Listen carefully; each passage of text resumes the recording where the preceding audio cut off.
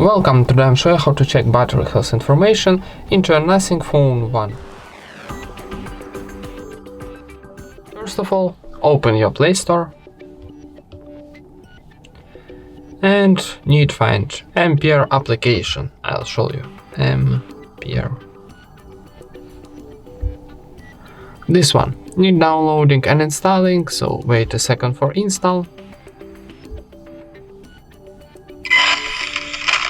And now tap open. Tap yes I agree, close, and OK. So now need swipe on the right, and here on the second column on the top we got our health information. So our health battery is good. And that's it. Thank you for watching, leave thumbs up and subscribe to our channel.